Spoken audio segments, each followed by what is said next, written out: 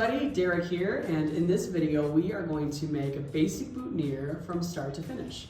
So I've already selected my ingredients. I'm making a simple rose boutonnière, and I've got my accent flowers, baby's breath.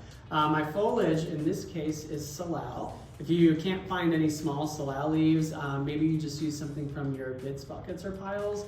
Small pieces of Italian ruscus maybe, pittosporum, all of that works great. You can use it in the same way. I've got some wire, I've got some thick gauge wire and then some thinly gauged wire as well. And I've got my wax corsage tape. So, first thing we're gonna do is prep our materials, which is wiring anything that we need to. So we're gonna wire our leaves up like this. Simple pierce method. I'm going to come in from the back, pierce through the spine, and then back to the back there. Fold this down, and then tape the stem.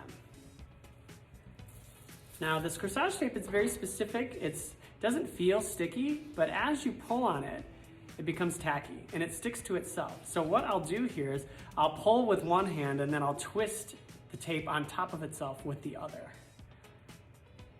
Just like that. And then it's sticky, it's tacky, it sticks to itself, which is great because as I work through this boutonnière, the stems will stick to each other as well. So I'm going to do the same thing with this other leaf.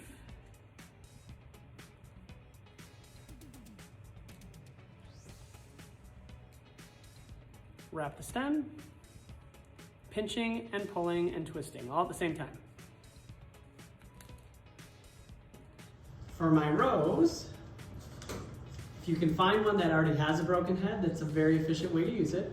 Otherwise, I'm going to cut the stem down to about an inch or an inch and a half. That's generally appropriate. I need a thicker gauge wire for a rose that's this sturdy.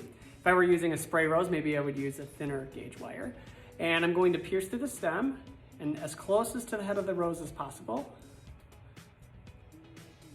Now feed that through just like that. Pull the wires down and then wrap them with the tape.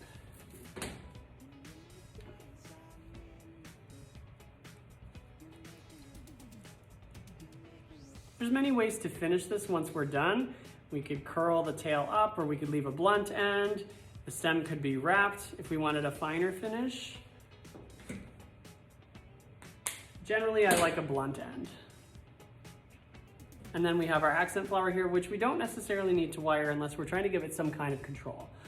So to assemble this, I need a leaf on the back side to back up the flower. Thinking triangles here. Now you can tape in between if you like, but because I'm trying to be efficient, I'm going to gather a couple of my ingredients together, as long as I can control the placement. And then I'll tape them on, like so. It's great. Have a leaf on the back, leaf towards the front. Because this is wired, I can control where that goes. Add in a little bit of my accent flower. And then put on my final leaf here to support that. I'm gonna bend that down just a little bit. Like so. Tape all this together, nice and sturdy. So as I was wrapping the stem, same thing. I'm just pulling on this tape. I'm kind of smushing it onto itself and then twisting as I go down the stem. I do want to finish this bluntly, so I'm going to cut this off here, wrap over the bottom, can come back up a little bit if I feel like I need to. There we go. A couple different ways to finish this off. I can put a magnet on the back of this, and if you do this, you want this to be as tight up to the flower as possible, and you'll just wrap the stem. So get that really close to that rose. And you're going to tape right up next to that magnet. And then all the way down the stem, so it's covered and secure.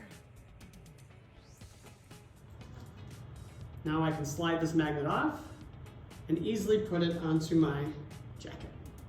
If I wanted to use just a couple of pins, that works just as well too.